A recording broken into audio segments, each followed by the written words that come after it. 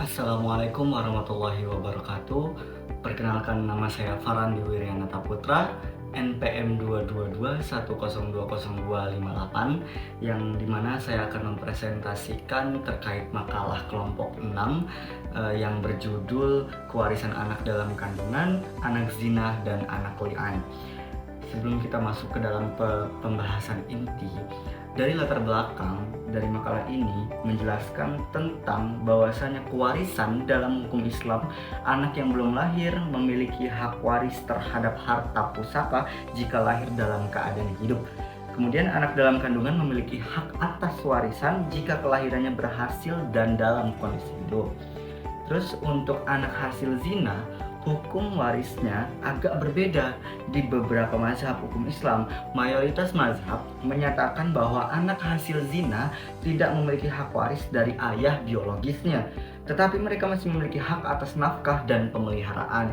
Nah, sementara itu dalam kasus li'an atau ketika suami menuduh istrinya berzina, jadi ada suami bahwasanya dia menuduh bahwasanya istrinya ini berzina. Nah, anak yang dilahirkan sebelum atau dalam masa iddah li'an dianggap sebagai anak sah dari suami tersebut meskipun kemungkinan biologisnya masih dipertanyakan.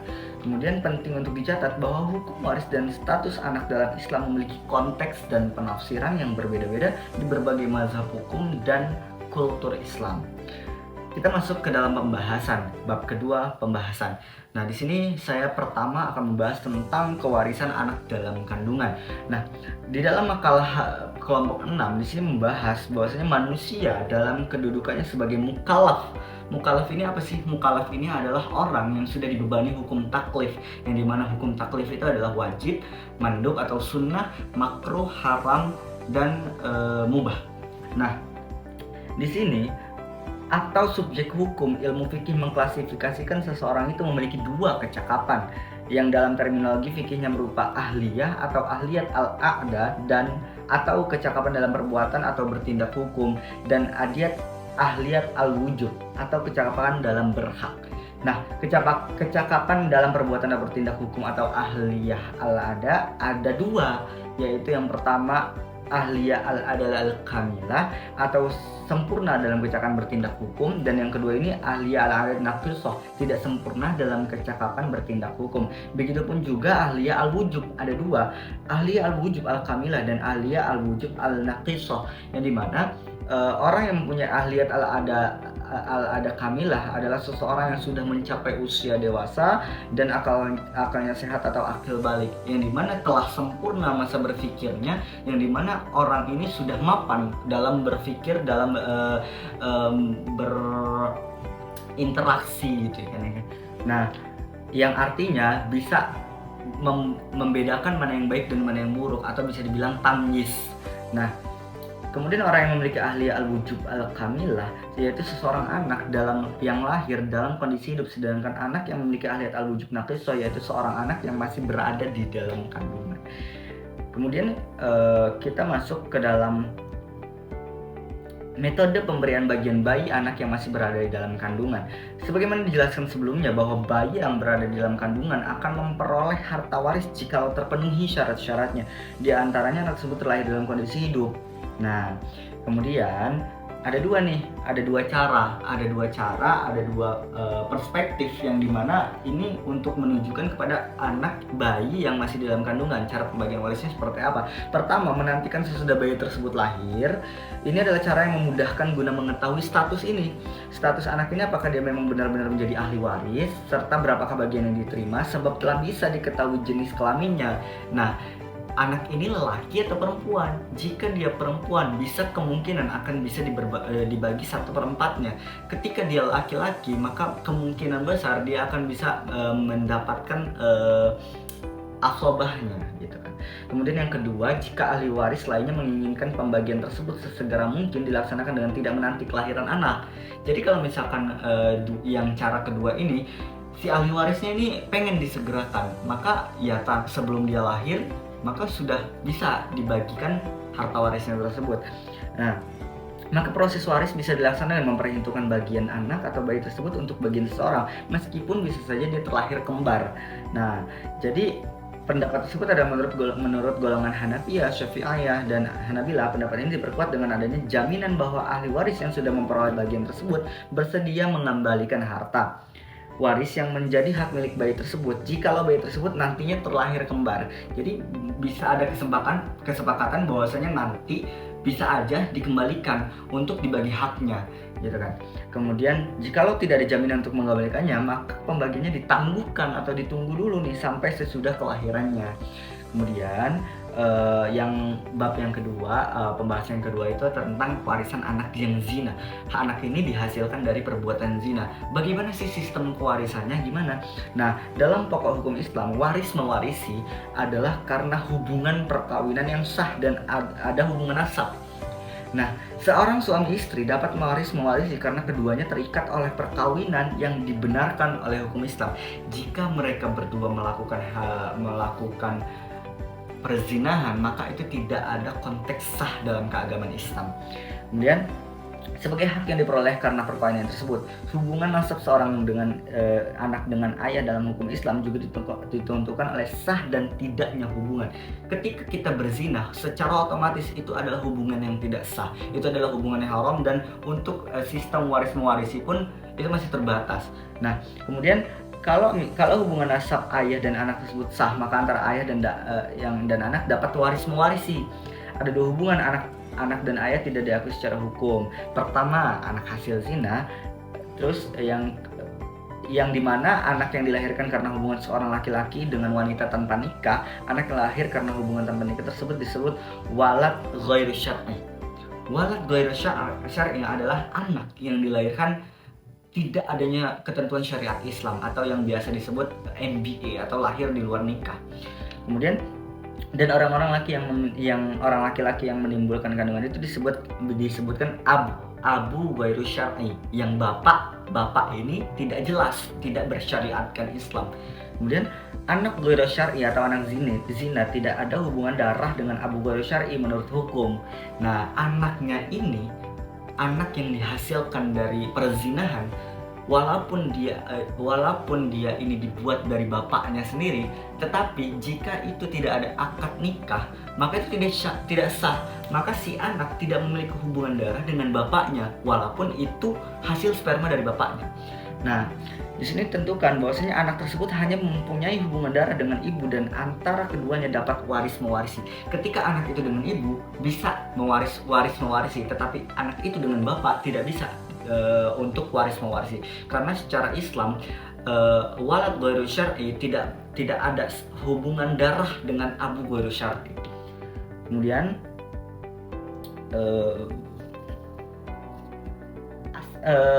maka dalam pelaksanaan pemberian warisan pada anak tersebut ialah seperti apabila seorang wanita meninggal dunia dan meninggalkan ahli waris. Yang pertama seorang suami yaitu A, B dua anak laki-laki yaitu B dan C, ini contoh kasusnya. Yang C seorang anak laki-laki atau anak zina. Kemudian yang yaitu D. Maka pembagiannya ialah sebagai berikut: suami mendapat 1/4 bagian.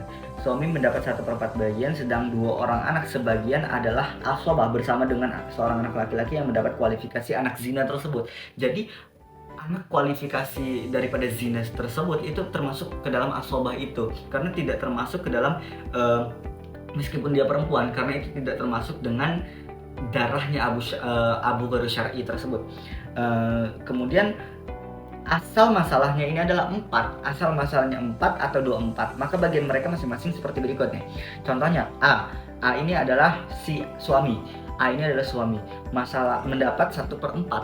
1/4 ini dikali 4 mendapat sama dengan 1. Kemudian atau 1/4 kali 24 sama dengan 6. Kemudian B, C, dan D, dua anak laki-laki dan dua anak laki-laki, yang pertama itu adalah B, yang kedua adalah C. Kemudian seorang anak laki-laki yang dari zina itu D, itu semuanya mendapat 3/4 atau 3/24 yang masing-masing mempunyai bagian yang sama, sehingga B 1/4 kali 4 sama dengan 1, atau 1/4 kali 24 sama dengan 6. Kemudian D 1/4 kali 4 sama dengan 1, atau 1/4 kali 24 sama dengan 6. Itu pembagian daripada anak yang zina tadi. Kemudian untuk pembagian harta warisan anak li'an atau si suami menuduh bahwasanya si istri ini berzina, dalam Islam, anak li'an adalah anak yang dilahirkan oleh seorang ibu yang dituduh berzina oleh suaminya. Jadi ada contoh kasus seperti si A. Si A ini adalah suami si B. Si B ini adalah istrinya. Kemudian si B ini lahir, dan ini menurut si A adalah sebuah kejanggalan. Kemudian si A ini menuduh si B bahwasanya dia ini telah berzina dengan laki-laki lain. Maka itu yang disebut dengan kewarisan anak li'an, yang dimana anak tersebut dihasilkan karena si suami menuduh bahwasanya si istri ini berzina. Kemudian terjadilah proses li'an di mana suami bersumpah atas ketidakbenaran tuduhannya. Anak yang lahir sebelum atau selama masa iddah li'an dianggap sebagai anak sah dari suami. Kemudian meskipun kemungkinan biologisnya masih diragukan, tetapi itu masih bisa dianggap sah bahwasanya itu adalah anak darah daripada suami itu, meskipun biologisnya masih diragukan. Kan? Pembagian waris anak li'an ini tergantung pada hukum waris Islam yang berlaku di mazhab atau negara tertentu. Jadi ini sifatnya kondisional, sifatnya mengikat kepada suatu daerah yang memiliki mazhab tertentu, yang mayoritasnya mazhab tertentu. Istilahnya kondisional, akan memihak kepada yang mana. Namun secara umum dalam pembagian kewarisan, anak li'an akan memiliki hak waris yang sama dengan anak sah lainnya. Jadi masih memiliki kuasa yang sama dengan anak-anak yang halal lainnya, anak-anak yang sah lainnya dalam ketentuan Islam. Kemudian dalam keadaan ini mana anak li'an merupakan satu-satunya anak, biasanya ia berhak menerima setengah dari harta waris ayahnya. Namun jika terdapat anak-anak lain, bagian warisnya akan diatur sesuai dengan ketentuan yang berlaku dalam hukum waris Islam. Jadi biasanya si anak ini berhak menerima setengah dari harta waris ayahnya. Jadi dia itu masih berhak dalam ketentuan-ketentuannya. Tapi jika terdapat anak lain, bagian warisnya akan diatur sesuai dengan ketentuan yang disyariatkan oleh hukum waris Islam. Kemudian pembagian kewarisan ini terjadi setelah dipenuhinya wasiat yang sah. Ketika sudah semua nasab-nasabnya sudah terpenuhi, zawil furudnya udah terpenuhi, maka pembagian kewarisan ini bisa terjadi.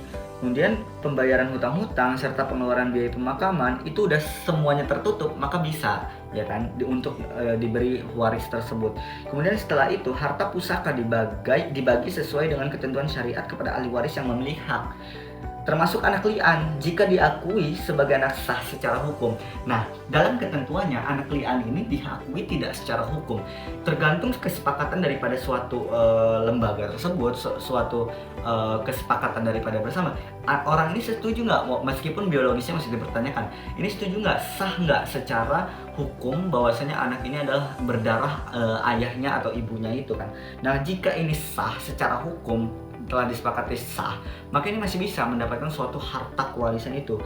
Nah, termasuk sesuai dengan anak-anak sah lainnya ya kan. Namun penting untuk dicatat bahwa pembagian kewarisan anak li'an dapat bervariasi bergantung pada interpretasi hukum Islam yang berlaku di berbagai tempat dan mazhab hukum yang dianut.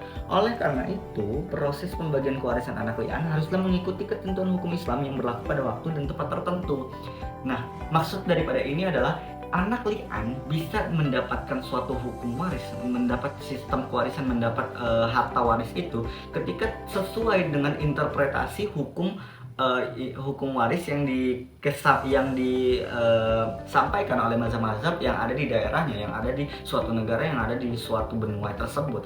Ketika ada salah satu mazhab menginterpretasikan bahwasanya anak li'an ini boleh untuk mendapatkan harta kewarisan tersebut, maka hal ini secara sah dikatakan bahwasanya hukumnya adalah sah, anak li'an masih bisa mendapatkan harta kewarisan yang seperti anak-anak sah lainnya. Tetapi jika ada di dalam suatu mazhab menyatakan bahwasanya anak li'an tidak boleh atau tidak berhak untuk mendapatkan harta waris tersebut, maka sesuai dengan interpretasi yang disampaikan oleh mazhab-mazhab tertentu, maka interpretasi yang disampaikan oleh mazhab tertentu menyatakan bahwasanya ini adalah tidak sah untuk diberikan hukum waris itu, harta waris tersebut kepada anak li'an, karena bervariasi kan sesuai dengan aturan-aturan mazhab yang diberikan gitu. Kalau misalkan suatu negara didominasi oleh mazhab, salah satu mazhab di antara 4 mazhab tersebut, maka kita lihat interpretasi daripada mazhab tersebut akan membahas kepada mana? Akan membahas tentang kebolehannya atau akan membahas ketidakbolehannya. Jika ada kedua aturan ini telah tersepakati, maka interpretasi daripada keempat mazhab tersebut bisa kita kawinkan sesuai dengan kondisionalnya. Kita lihat dulu. Nah, seperti itu. Mungkin itu saja yang bisa saya sampaikan. Kurang lebihnya mohon maaf. Karena kebenaran datangnya dari Allah dan kesalahan datangnya dari saya pribadi, kurang lebihnya mohon maaf. Wabillahi taufiq wal hidayah. Wassalamualaikum warahmatullahi wabarakatuh.